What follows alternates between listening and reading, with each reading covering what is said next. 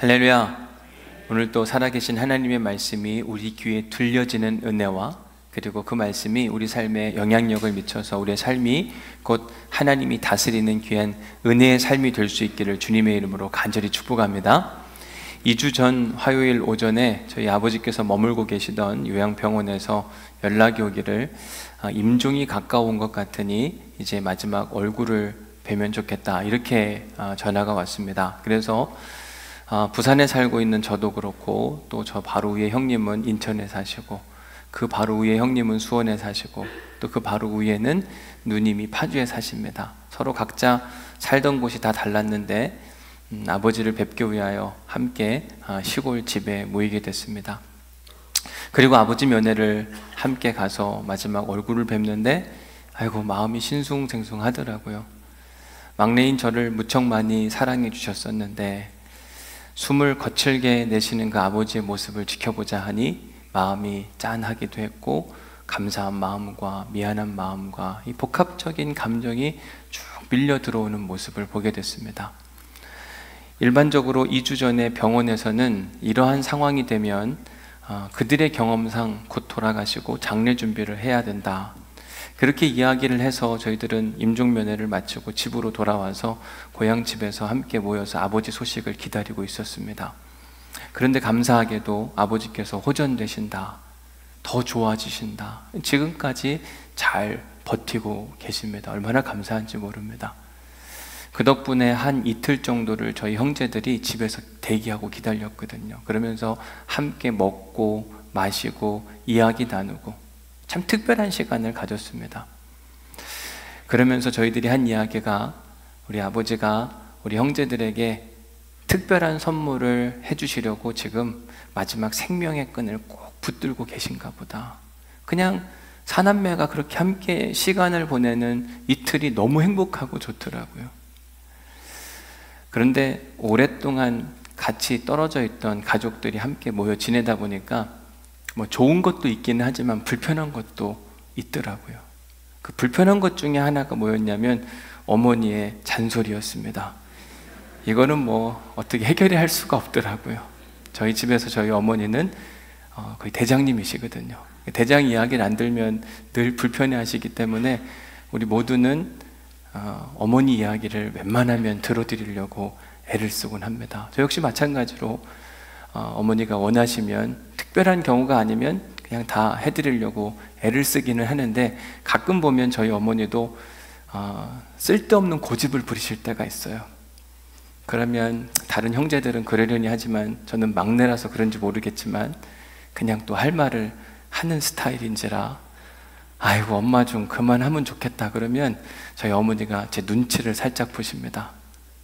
그리고 결국엔 자기가 원하는 대로 또 하세요. 그리고 꼭 한마디를 잊지 않으십니다. 뭐라 그러냐면 내가 이게 다 나 잘되라고 하는 거냐 너네 잘되라고 하는 거지. 듣고 보면 틀린 얘기도 아닌데 그렇게 고집을 부리시는 어머니가 때로는 이해가 잘 안 될 때가 있죠. 지난 1월 10일 밤이었습니다. 제가 시골에서 자려고 이렇게 자리에 누웠는데 제가 덮고 있는 이불이 옛날 이불, 솜으로 만든 이불이더라고요. 되게 두꺼웠고 무거워 보였습니다. 그걸 지켜보는 저희 어머니가 저걸 덮고 자면 분명히 무거워서 불편할 텐데 그래서 저한테 잠자기 전에 물으시더라고요. 박 목사 이불 바꿔줄까 그러더라고요.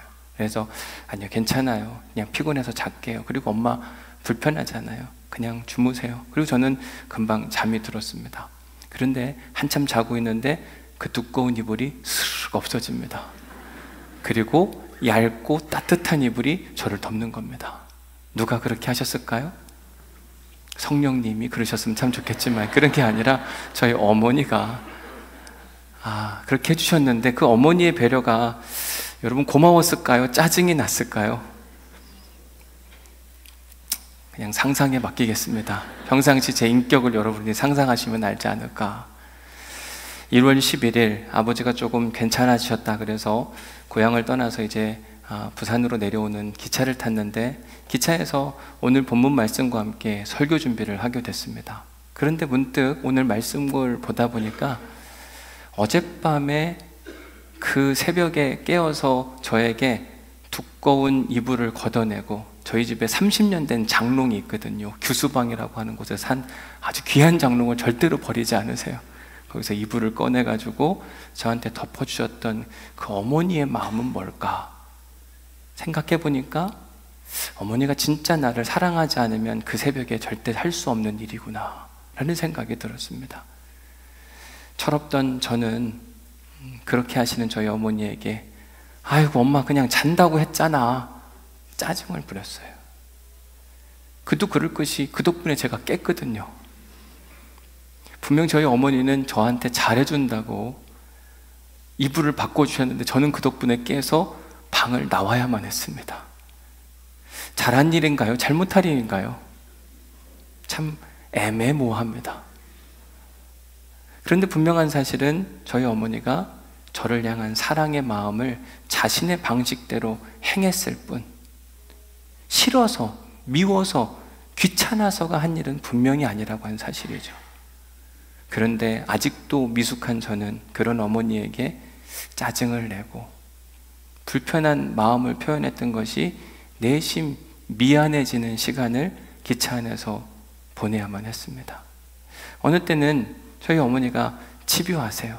원하는 건 반드시 관철시켜야 되는 그런 아주 특별한 사명을 갖고 있는 것 같기도 합니다. 그게 불편하긴 한데 시간이 지나서 보니까 그건 어머니의 사랑에 기반한 행위구나라고 하는 사실을 깨닫게 됐습니다. 오늘 본문 말씀을 읽는데 요나를 향하신 하나님의 마음이 꼭 우리 엄마 같은 거예요. 그래서 오늘 설교 제목을 뭐라고 되어 있죠? 엄마 같으신 하나님. 우리 엄마가 생각이 나서 엄마 같으신 하나님이라고 정해봤어요. 사실 이 제목을 정하는 게 굉장히 조심스럽더라고요. 왜냐하면 기독교 2단 중 하나인 하나님의 교회 세계선교복음협회의 핵심 교리 중 하나가 어머니 하나님이잖아요. 이렇게 했다가 또 내가 2단 시비가 일면 어쩌나 라고 하는 염려, 걱정은 있었는데 성경을 읽다 보니까 성경 안에 하나님의 다양한 성품 중에 하나가 뭐냐면 따뜻하고 푸근하신 하나님의 모습이 있거든요. 어느 때는 내가 실수하고 넘어지고 다치고 그런 중에도 나를 결코 포기하지 않으시고 나를 끌어안으시는 하나님의 모습. 저는 오늘 본문에 등장하는 요나를 향한 하나님의 마음이 꼭 그와 같아 보였습니다. 자, 4절 말씀을 읽어볼게요. 같이 한번 읽습니다. 시작. 여호와께서 큰 바람을 바다 위에 내리심에 바다 가운데에 큰 폭풍이 일어나 배가 거의 깨지게 된지라. 배가 거의 깨지게 된지라. 주전 8세기경 하나님께 선지자로 부름을 받았던 아미떼의 아들 요나, 그는 하나님의 불편한 명령, 너는 이스라엘의 원수와도 같은 아수르 사람들에게 가서 회개를 선포하고 그들이 멸망해서 생명으로 옮겨지는 놀라운 일을 함께 보고 오너라. 이 명령을 받은 요나는 하나님이 원하시는 길과는 정반대인 다시스로 도망갈 계획을 세우게 됩니다. 그래서 지난주에 말씀드린 것처럼 그의 고향인 가드헤벨을 떠나 요빠 항구까지 약 100km 정도가 걸리는데 그냥 단숨에 뛰어갔어요. 힘들고 어려웠을 텐데도 불구하고 쉬지 않고 달려갑니다. 그 이유는 하루라도 빨리 이스라엘의 하나님 그로부터 벗어나고 싶은 마음 가운데, 이스라엘을 떠나면 하나님의 간섭으로부터 내가 벗어날 수 있다고 하는 그 잘못된 착각 때문에, 그래서 배를 타고 멀리 가려고 요바항에 도착을 했는데 배가 출발하지 않는 겁니다. 그 이유는 사람과 화물이 있어야 돈을 받을 수 있는데 아직 선주가 원하는 만큼 사람도 화물도 채워지지 않았기 때문에 배가 출발하지 않아요. 그러나 요나의 마음은 급했습니다. 하루라도 빨리 이스라엘을 벗어나고 싶다. 그래서 선주에게 이야기합니다. 여보시오 선주님, 왜 배가 출발하지 않는 겁니까? 어떻게 배가 출발합니까? 돈이 모자란답니다. 사람이 더 오고 화물이 다 돈인데 돈이 다 차지 않아서 출발할 수 없다고 이야기합니다. 요나는 돈이 문제가 아니거든요. 지금 당장 빨리 도망가고 싶은 마음 가운데 얼마면 됩니까? 그 돈 내가 주겠습니다. 얼른 지금 당장 출발하십시오. 마음 급했던 요나의 상황을 잘 알고 있었던 선주는 아마 자기가 생각했던 그 이상의 금액을 요구했을 가능성이 굉장히 많습니다. 그럼에도 불구하고 요나는 그러든지 말든지 나는 지금 당장 피해야 되겠는데 내게 돈이 있으니 오케이, 내가 다 줄 테니까, 달라는 대로 줄 테니까, 아니 그보다 더 줄 테니까 지금 당장 출발합시다. 그래서 그 배가 출항한 상황이 오늘 본문인 겁니다. 4절 말씀을 다시 가서 보면 여호와께서 큰 바람을 바다 위에 내리심에 바다 가운데 큰 폭풍이 일어나 배가 거의 깨지게 된지라. 요나가 탄 배가 지중해를 향해서 막 이제 나아가고 있는데 큰 바람이 일고 그것이 거대한 폭풍이 되었고 배는 거의 깨지게 된 상태, 아주 심각한 상황 가운데 놓여 있는 겁니다. 그런데 5절 말씀에 보니까 요나는 배 밑에 층에 내려가서 누워 깊이 잠이 든지라. 지금 사공들은 두려워서 자기의 신을 부르고 배를 좀 가볍게 하려고 뭔가를 막 집어 던지는 그런 상황이었습니다. 그런데 요나는 배 밑층에서 깊이 잠이 들었대요. 아니 이 정도 상황이면 선주가 가서 막 흔들어 깨우고 지금 정신 차려라 이렇게 해야 되는데도 불구하고 요나를 그냥 내버려 둬요. 왜 그랬을까요? 요나는 자기에게 이미 돈을 많이 준 사람이에요. 자기가 귀찮게 하면 안 되는 그럴 만한 사람인 겁니다. 아무리 힘들고 어려워도 일단 우리끼리 이 문제를 해결해 보자, 이런 마음 가운데 선주는 자기 선원들과 다른 사람들과 함께 그 문제를 씨름하고 있는 겁니다. 이 선주가 돈 많은 요나를 귀찮게 하고 싶은 생각이 없는 거예요. 아마 상당에게 돈을 받았을 가능성이 있는 거죠. 그래서 그런지 모르겠지만 다시생 배가 출발을 하면, 요바에서 출발했을 때 사실 넌스톱으로 가는 게 아니라 크고 작은 항구들을 들려서 사람을 태우고 사람이 내리고 그러면 그게 돈이잖아요. 화물을 싣고 화물을 내리면 그게 또 돈이잖아요. 그래서 일반적으로는 지금 어느 한 목적지까지 갈 때 중간중간 서야 되는 곳이 있거든요. 그래서 사도행전 27장에 보면 바울이 로마로 호송이 될 때 아드라 무테노호라고 하는 배를 타게 됩니다. 그때 그냥 가지 않아요. 27장 3절에 보니까 이튿날에는 시돈에 들르게 되고요, 5절 말씀에 가서 보니까 루기아의 무라시에 이르러 그 도시도 들르게 됩니다. 다 들러서 하는 일이 사람 태우고 물건 싣고, 사람 내리고 물건 내리고, 나중에 미양이라고 하는 곳도 들리고 베닉스라고 하는 곳도 가자 그러고, 다 그런 도시 뭐 하는 도시들이었냐면 항구가 있어서 짐을 싣고 내릴 수 있고 사람이 탈 수 있고 내릴 수 있고 다 돈과 관련된 일들이었습니다. 그런데 요나가 탔던 다시스행 배는 욥바를 출발해서 어느 곳도 들리지 않고 곧바로 가는 겁니다. 그러다가 중간에 풍랑을 만나서 닌웨로 돌아가는 이야기예요. 이런 상황에 지금 풍랑을 만났을 때 선주는 요나를 깨우지 않아요. 돈 많은 요나, 뭐라도 더 뜯어낼 수 있는 저 요나, 요나의 눈치를 계속 살피고 있는 것이 오늘 본문인 겁니다. 그런데 하나님은 이 선주와는 완전히 다릅니다. 돈 많은 요나를 신경 쓰지 않아요. 왜? 요나보다 하나님이 돈이 더 많으시거든요. 요나보다 하나님이 능력이 더 많으시거든요. 그런데 네가 내 앞에서 돈 자랑질을 해? 그래, 어디 한번 해봐라. 게다가 믿음이 변질되었다 그랬잖아요. 요나의 믿음이 뭐였냐면 여호와의 얼굴을 피하여 한번 도망가 버리라. 그래? 한번 도망갈 수 있으면 도망가 봐. 이렇게 어리석게 행동하는 요나를 하나님은 그냥 내버려 두지 않으시는 거예요. 그래서 오늘 본문 4절 말씀에 보니까 여호와께서 큰 바람을 바다 위에 내리시매, 배가 한참 출발해서 가고 있는데 안 되겠다 싶으니까 여호와께서 바다 위에 큰 바람을 내리셨다. 근데 히브리어로 보니까요, 여러분 히브리어는 왼쪽에서 오른쪽으로 읽습니다. 우리하고 읽는 방향이 달라요. 그리고 문장을 만드는 순서가 다릅니다. 우리는 나는 밥을 먹었다, 주어, 목적어, 동사 이렇게 나오잖아요. 근데 히브리어는 일반적으로 동사가 앞에 나오는 겁니다. 나는 밥을 먹었다 그러면 먹었다, 나는 밥을, 이렇게 하는 거죠. 근데 왼쪽에서부터 쭉 읽어보니까 첫 번째 나오는 단어가 보통은 동사가 나와야 되는데 여호와 하나님에 대한 이야기가 나오는 거예요. 여호와 하나님이 내리셨다 바람을, 이렇게 시작을 하는 겁니다. 일반적이지 않은 히브리어 문장이 등장한다. 그건 분명한 이유가 있는 겁니다. 그 이유가 뭐냐? 지금 불순종한 요나가 탄 배가 지중해 한가운데에서 큰 풍랑을 만나게 됩니다. 이때 그 풍랑은 아주 우연히 일어난 자연적 현상이 아니라 하나님께서 불순종해서 도망가는 요나를 반드시 징계하기 위하여 내리신 하나님의 주권적인 행동을 강조하기 위하여 여호와께서 이 일을 하셨다, 이렇게 강조하고 있는 거예요.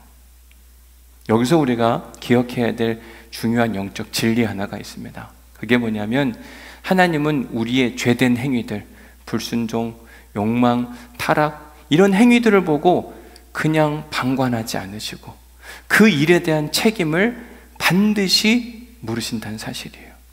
우리가 하나님을 이렇게 고백해요. 하나님은 사랑의 하나님, 용서의 하나님, 구원의 하나님, 은혜의 하나님. 다 틀린 말은 아닙니다. 그러나 하나님이 우리를 죄에서 용서하시고 구원하시기 전에 반드시 죄 지은 자들에게 그 일에 대한 책임을 물으시고 징계도 하신다는 사실. 성경에 보면 그런 이야기들이 너무너무 많습니다.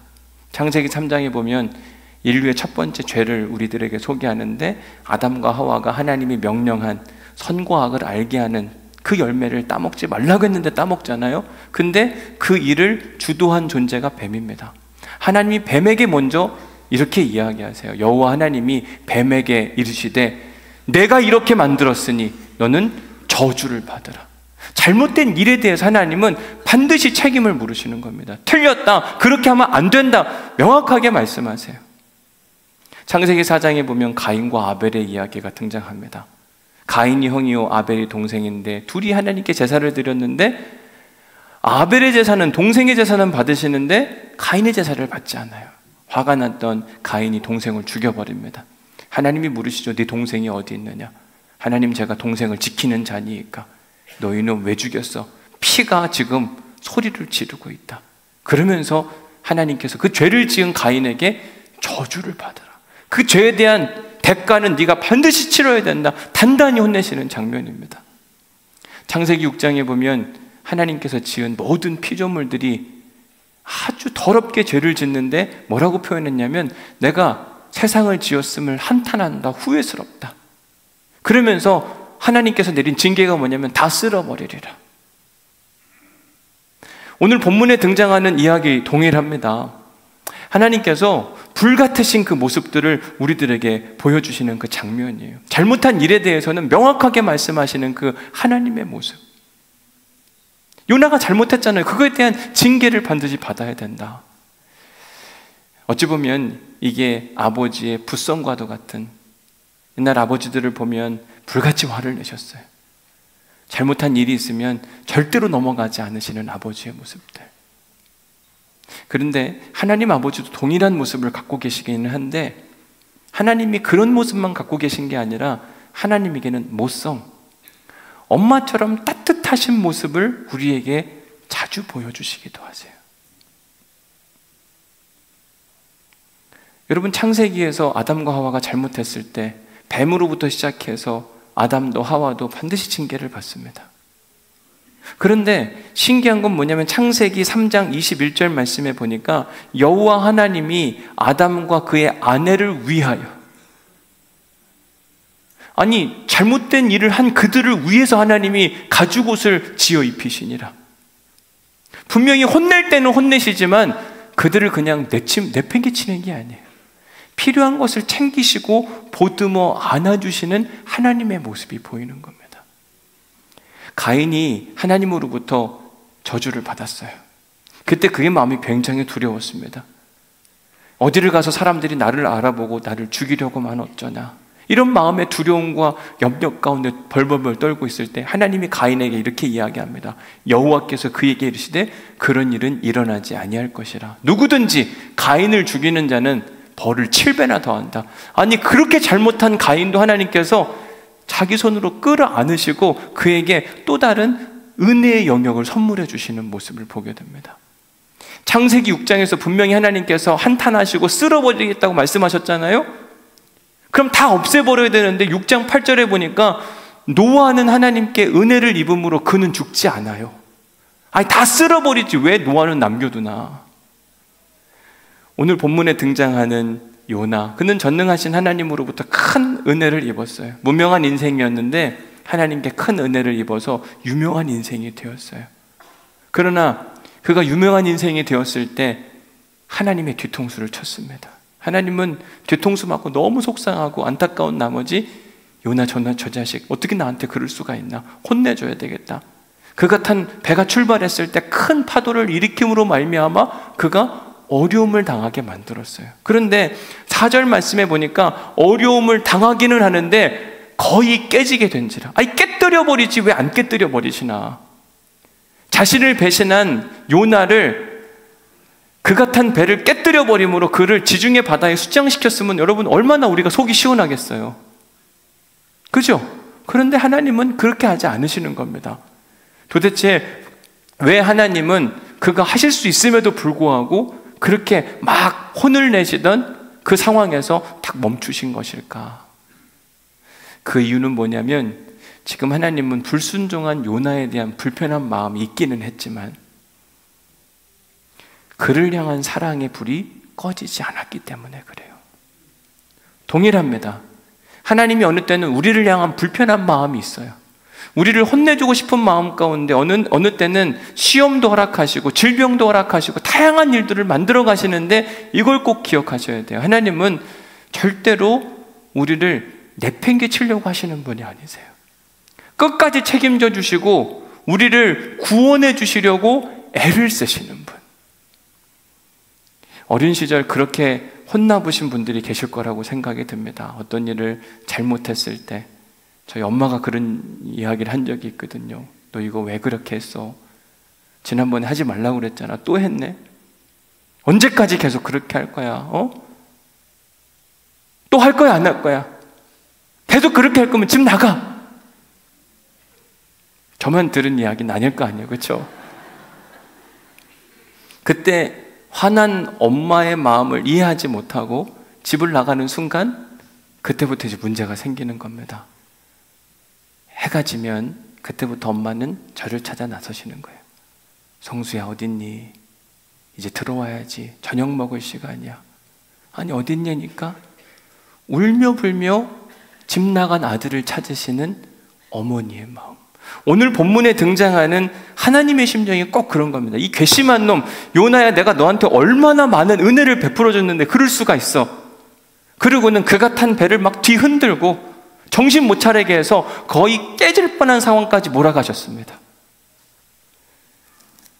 그런데 하나님의 목적은 뭐냐면 배신한 요나를 지중해 바다에 수장시키는 게 아니에요. 그냥 혼내주고 싶을 뿐이었어요. 지난주 마가복음 큐티를 하다 보니까 예수님의 제자들이 갈릴리 호숫가에서 큰 풍랑을 만난 이야기를 보게 되었습니다. 마가복음 6장 45절에 보니까 예수께서 즉시 제자들을 재촉하사 자기가 무리를 보내는 동안에 배 타고 앞서 건너편 벳세다로 가게 하시고, 지금 갈릴리 호수 동편에서 크게 사역을 하시다가 예수님이 제자들을 배에 태워서 서편으로 보내시는 장면입니다. 그리고 예수님은 한적한 곳에 가서 기도하고 계셨어요. 제자들끼리 이제 배를 타고 가는데 문제는 큰 바람이 불어온 겁니다.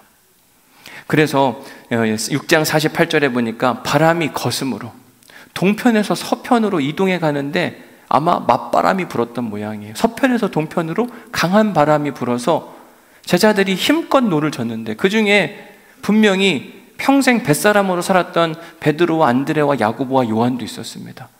그런데 그렇게 배 타는 일에 노련한 그런 사람이 있었음에도 불구하고 밤 사경까지 바다 위에 머물러 있는 모습, 절반도 못 간 거예요. 여러분, 그들이 해질녘에 출발했다고 치면 밤 사경은 새벽 3시에서 6시 사이거든요. 그러면 최소한 6시간에서 8시간은 계속 노를 지은 겁니다. 그러니까 엄청난 풍랑을 만난 상황인 거예요. 아니, 하나님은 왜 그들에게 이러한 풍랑을 만나게 하셨던 것일까? 이유가 있죠. 왜냐하면 예수님의 제자들이 예수님과 함께 하면서 그들이 믿음이 함께 성장하면 좋겠는데 그들은 분명히 기적을 보았거든요. 놀라운 하나님의 말씀을 예수님을 통하여 들었는데도 불구하고 이 인생의 위기 앞에 그들은 예수님을 찾지 않는 겁니다. 예수님이 저 건너편에 계시다 할지라도 시간과 공간을 초월해서 일하시는 분이시니 우리의 사정을 알고 친히 와서 도와주실 수 있다고 하는 믿음만 있다면 그 거친 풍랑 가운데 예수님 우리를 돌보아 주옵소서, 우리에게 오셔서 우리의 이 어려움을 해결하여 주옵소서 라고 해야 하는데 그런 반응이 없는 거예요. 신기한 건 뭐냐면 예수님께서 그들에게 걸어오사, 부탁도 안 했는데 예수님께서 가까이 오셨습니다. 그러면 어이구 예수님 이제 어서 오십시오, 우리를 좀 도와주십시오 그래야 되는데 마가복음 6장 49절 말씀에 보니까 예수님이 걸어오는 걸 보고 뭐라고 이야기해요? 아니 예수님과 그렇게 많은 시간을 보냈는데도 불구하고 믿음이 그 정도밖에 안 되는 겁니다. 답답한 거죠. 하나님이 그들에게 깨우침을 선물하시려고 큰 바람을 허락하신 거예요. 그런데 거기서 끝나지 않고 그 믿음 없는 그들을 갈릴리 호숫가에 수장시키지 아니하고 6장 51절 말씀해 보니까 예수께서 그들의 배에 올라 그들에게 가시니 그 거칠던 바람이 잔잔하여지니라.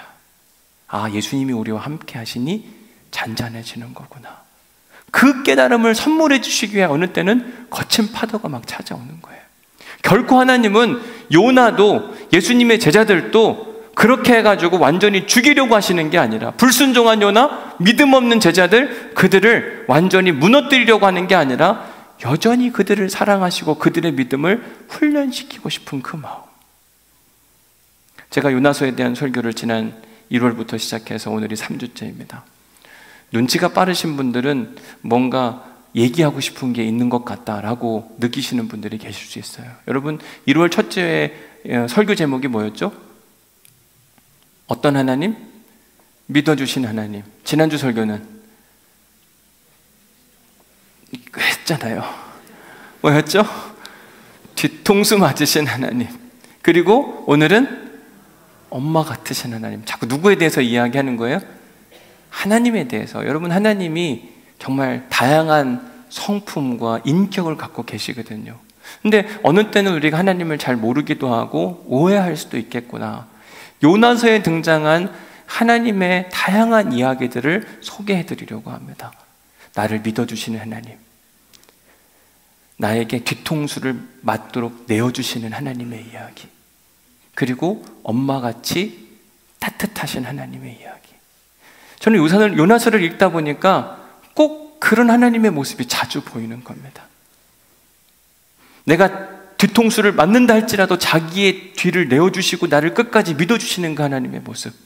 그리고 실제로 뒤통수를 맞았는데도 불구하고 하나님은 그 사람을 향해 징계하고 책망하기는 하지만 끝까지 사랑하시고 구원하기를 원하시는 하나님. 이런 하나님에 대해서 이사야 선지자는 이사야서 42장 3절에서 이렇게 소개하고 있습니다. 상한 갈대를 꺾지 아니하며 꺼져가는 등불을 끄지 아니하신 하나님.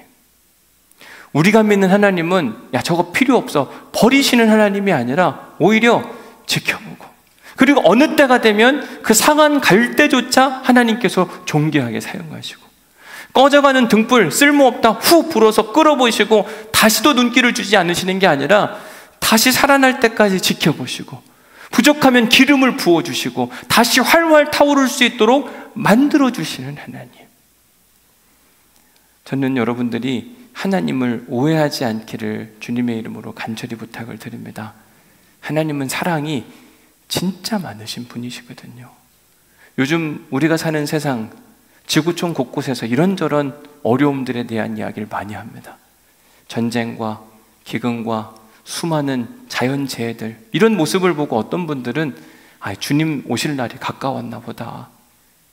아니, 전혀 그렇지 않아요. 여러분, 그런 얘기는 예수님이 재림한 이후부터 지금까지 계속 해오는 이야기입니다. AD 30년, 그러니까 AD 한 50년 때 초대교회 때도 했고요, 중세교회 때도 했고, 현대교회 때도 했고, 지금도 하는 게, 항상 하는 얘기가 뭐냐면 아이고 주님 오실 날이 가까웠나 보다. 말세야 말세야. 그런데 계속 얘기하는데 왜 주님이 안 오시죠? 주님 오시려면 한참 멀었어요. 걱정하지 마세요. 베드로후서 3장 9절 말씀에 보니 이렇게 이야기합니다. 주의 약속은 어떤 이들이 더디다고 생각하는 것 같이 더딘 것이 아니라 여러분, 예수님이 곧 다시 오리라고 말씀하셨거든요. 그 곧이 언제냐? 사람들 사이에 의견이 분분했습니다. 바울은 그것 때문에 초창기 결혼도 안 했어요. 곧 주님이 오시는데 내가 왜 결혼을 안 하냐? 왜 결혼을 하냐? 그거 다 쓸모없는 일이다. 그러니까 혹시 독신으로 사시는 분들은 종말론적 신앙을 갖고 있으면 계속 그렇게 사셔도 괜찮아요. 곧 주님이 다시 올 거니까 나는 결혼하는 것조차도 시간이 아깝다. 그게 바울의 마음이었거든요. 근데 바울이 나중에 믿음이 바뀝니다. 아니, 믿음이 성장했다고 저는 이야기 드리고 싶어요. 그 주님이 다시 오는 시간이 좀 지연되니까 바울이 쓴 나중에 후기의 문서들을 보면 이 땅에서 어떻게 살아야 되는지에 대한 삶의 이야기를 많이 써놓거든요. 자, 보세요. 뭐라고 이야기하냐면, 다 더디다고 이야기하는데 그게 더딘 게 아니라 주께서는 우리를 위해서 오래 참으사, 하나님은요, 우리에게 예수님을 빨리 다시 보내고 싶은 마음 간절하고, 예수님은 얼른 다시 오고 싶은 마음이 간절하긴 하지만 하나님은 멸망하는 사람이 없기를 원하는 거예요. 다 회개에 이르기를 내가 원하노라. 그로 말미암아 모든 사람들이 다 구원받기를 원하시는 그 하나님의 마음. 그래서 하나님은 지금 예수님의 재림조차도 늦추고 또 늦추시고 있는 상황이 현재의 우리 상황이에요. 하나님은 상한 갈대를 꺾으시고 필요 없다, 죄 지은 사람, 부족한 사람 짓밟고 아니라고 말씀하지 않으시고 또다시 한번 기회를 주기를 원하시는 거예요. 하나님이 그렇게 답답한 상황 가운데서 원하시는 한마디는 뭐냐면, 하나님 죄송해요. 제가 부족해서입니다. 저를 용서하여 주옵소서. 이 한마디면 모든 게 다 끝나거든요. 근데 우리가 그걸 잘 못해요. 그놈의 자존심 때문에. 나도 힘든데 무슨 내가 용서를 구하냐. 그러나 하나님이 지금 요나가 위기 가운데 있을 때 요나에게 원하셨던 한 가지가 바로 그 회개의 문제예요. 그래서 요나서 2장 1절 말씀에 보면 요나가 물고기 뱃속에서 그의 하나님 여호와께 기도하여, 기도가 막 터져 나오는 겁니다. 죽음의 위기가 찾아오니까 마지막 순간까지 가니까 기도가 막 터져 나와요. 자기 삶에 대한 이야기를 쭉 풀어냅니다. 그 이야기를 듣고 2장 10절 말씀에 보니까 여호와께서 그 물고기에게 명령하심에 요나를 육지에 토해내니라. 그제서야 자유로운 은혜가 찾아오는 거거든요. 하나님은 요나에게 도망가고 숨는 게 아니라 원하셨던 게 뭐냐면, 하나님 용서해 주세요. 저의 부족함 때문이었습니다. 이 한마디만 하면 되는데 그걸 못해서 이 어려움을 계속 당하고 있는 거거든요. 꼭 기억하십시오. 하나님은 절대 우리를 꺾어버리시고 상한 갈 때 꺾지 않으시는 분, 꺼져가는 등불 끄지 않으시는 분, 오히려 거의 깨진 배를 다시 일으켜 세워서 요나를 사용하고 싶어 하시는 분이 하나님이십니다. 그 하나님을 여러분 경험하게 되면 그 하나님의 크심과 은혜를 우리가 마음껏 찬양할 수 있거든요. 저희 어머니 이야기 마지막으로 하고 안 하겠습니다. 저희 어머니 귀가 굉장히 간지러울 것 같아서. 저희 집에는 항상 회초리가 있었거든요. 그래서 뭐 잘못하면 그 회초리로 맞아야 됐습니다. 몇 대 맞을래? 첫 번째 질문이에요. 몇 대요? 그러면 그만큼 때릴 때도 있고 더 맞아야지 그럴 때도 있습니다. 그럼 맞아요. 아프죠. 그럼 이제 두 번째, 뭐 잘못했는지 아냐 이렇게 물으세요. 이걸 잘못한 것 같습니다. 알면 됐다. 일어나서 절해라. 그럼 어머니한테 절하고 사랑한다. 안 그러면 끝나는 거더라고요. 저희 어머니가 원하셨던 게 뭐냐면 그냥 그 한마디인 거예요. 아, 저 때문이군요 라고 이야기하는 그 한마디를 원하시는 거예요. 하나님도 우리에게 요구하시는 게 뭐냐면 그 한마디. 여러분, 부부싸움하고도 딱 한마디, 그 말 하면 다 끝나는데 그 말을 우리가 못하는 겁니다. 내가 미안해. 이 한마디만 하면 다 끝나잖아요. 근데 상대방이 잘못한 게 보이는 거예요. 나만 잘못했냐, 너도 잘못했는데 너부터 알아. 이게 우리의 마음인 거거든요. 그러니까 관계 회복이 안 되는 겁니다. 배가 침몰하는 거예요. 가정이 깨지는 겁니다. 아무 문제도 아닌데 그냥 사소한 말 한마디. 하나님의 관계도, 부부의 관계도, 사람의 관계도 다 똑같더라고요. 미안합니다. 나의 부족함 때문이었습니다. 그냥 나를 받아주면 안 되겠습니까? 이 한마디면 사랑 많으신 하나님은 그냥 끌어안아 주시는 거예요. 됐다, 그러면 됐지. 여러분, 하나님을 믿으실 때 두려움과 염려로 믿지 않으시기를 간절히 축복합니다. 지옥 갈까봐 믿는 사람처럼 진짜 불쌍한 사람은 없어요. 그런 사람들의 특징은 심판하시는 하나님만 지금 막 머리에 가득 차 있는 거예요. 주일날에도 내가 주일 성수 안 하면 심판받을까봐 교회 나오시는 분들, 하나님을 정말 잘못 믿고 계신 거예요.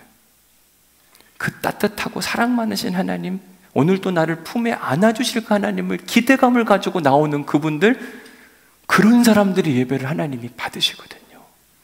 저는 오늘 혹여나 하나님에 대한 두려움과 염려, 심판과 지옥, 이것 때문에 하나님을 믿는다면 믿음의 눈이 달라지시기를 바랍니다. 이번 한 주간 지내시면서 나를 따뜻하게 품어 안아주시고 우리에게 더욱더 기회를 선물해 주시며 오히려 상한 갈 때조차 사용하시는 그 하나님의 은혜를 마음껏 경험하는 우리 모두가 될 수 있기를 주님의 이름으로 간절히 축복합니다. 은혜 받은 말씀 적어보십시오.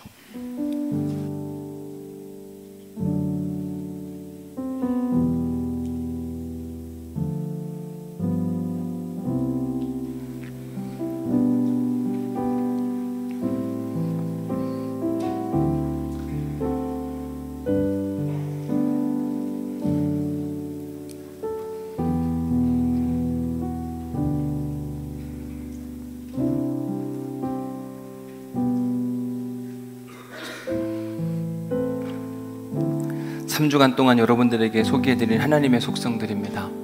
하나님, 어떤 하나님? 첫 번째 어떤 하나님이었죠?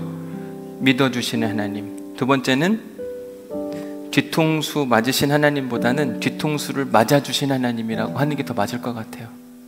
뻔히 뒤통수 맞을 거 알지만 자기의 뒤통수를 내어주신 하나님이거든요. 그리고 오늘은 어떤 하나님?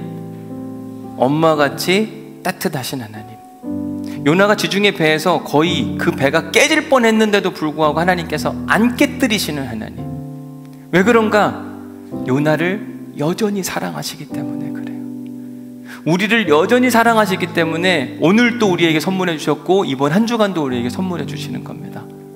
여러분, 그 하나님께 우리가 해야 할 세 마디가 있다면, 하나님 미안해요, 하나님 사랑해요, 하나님 용서해 주세요. 그러면 하나님 다 끝나요.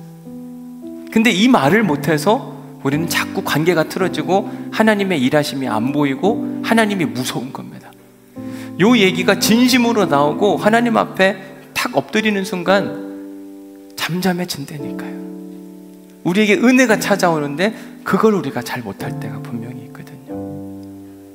2024년 이제 시작해서 누군가는 하나님 나 진짜 힘들어요, 내 인생이 깨질 것 같습니다. 그러나 여러분 꼭 기억하십시오. 하나님 절대로 깨뜨리는 분이 아니십니다. 상한 갈대를 꺾지 않으시고 꺼져가는 등불을 끄지 않으시는 하나님, 그 하나님을 우리 함께 찬양하겠습니다. 아버지 사랑 내가 노래해. 아버지 사랑 내가 노래해. 아버지 은혜 내가 노래해. 그 사랑 변함없으신 거짓 없으신 성실하신 그 사랑, 상한 갈 때 꺾지 않으시는, 상할 때 꺾지 않으시는, 꺼져가는 등불 끄지 않는 그 사랑 변함없으신 거짓 없으신 성실하신 그 상한 갈 때 꺾지 않으시는, 상한 갈 때 꺾지 않으시는, 아멘. 꺼져가는 등불 끄지 않는, 아멘. 다시 한번 해볼까요? 상한 갈 때, 상한 갈 때 꺾지 않으시는, 꺼져가는 등불 끄지 않는, 꺼져가는 등불 상한 갈 때 꺾지 않으시는 상한 갈 때 꺾지 않으시는 꺼져가는 등불 끄지 않 그 사랑 그 사랑 변함없으신 거짓 없으신 성실하신 그 사랑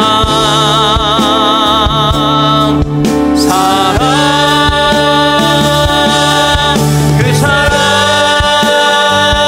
날 위해 죽으신 날 위해 다시 사신 예수 그리스도 다시 오신 그 사랑 죽음도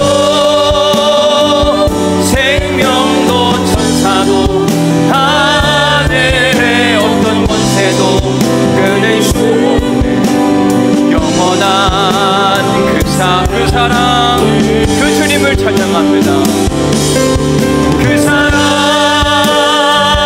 날 위해 죽으신 날 위해 다시 사신 예수 그리스도 다시 오실 그 사랑 죽음도 생명도 천사도 하늘의 어떤 권세도 끊을 수 없는 영원한 그 사랑 주님을 찬양합니다. 그 사랑 날 위해 죽으신 날 위해 다시 사신 예수 그리스도 다시 오실 그 사랑 죽음도 생명도 천사도 하늘의 어떤 권세도 끊을 수 없는 영원한 그 사랑 예수. 하나님, 오늘 엄마 같으신 하나님에 대한 말씀을 들었습니다. 엄마를 잃어버린 사람들이 있습니다. 어디 기댈 곳이 없는 사람들이 있습니다. 상한 갈대처럼 어느 누구도 지켜봐주지 않고 일어설 힘도 없는 사람들도 있습니다. 내가 마치 꺼져가는 등불처럼 느껴지는 사람들도 있습니다. 오늘 엄마 같으신 하나님이 품에 안아주옵소서. 힘이 나게 하옵소서. 위로하여 주시고 너 절대 포기하지 않는다. 사람이 감당할 만한 시험만 허락하시고 피할 길을 내신다 말씀하셨사오니 하나님 이번 한 주간 피할 길을 보여주옵소서. 하나님이 거기 계셨군요. 이 믿음의 고백이 우리의 인생 가운데 나타날 수 있도록 인도하여 주옵소서. 엄마 같으신 하나님, 우리를 외롭지 않게 하시고 우리를 품에 안아주시며 하나님 앞에 엉엉 울 수 있는 기회를 주시니 감사합니다. 다른 곳 기웃기웃거리지 않고 오직 주님만 섬기겠습니다. 이제는 우리 주 예수 그리스도의 은혜와 아버지 하나님의 극진하신 사랑과 성령님의 감동, 감화, 역사, 교통, 위로하심이 상한 갈대처럼 꺼져가는 등불처럼 요나와 같이 배에 탔는데 순풍으로 갈 줄 알았는데 거의 깨진 인생처럼 보이는 우리에게 염려하지 말라고 말씀하시는 주님의 음성, 우리에게 주시는 그 음성으로 듣고 나아가기를 소망하는 우리 사랑하는 오늘의 모든 교우들에게 그 하나님의 따뜻하심과 품어 안아주심과 위로하심과 회복케 하심이 영원히 함께 하시기를 간절히 축원하옵나이다. 아멘.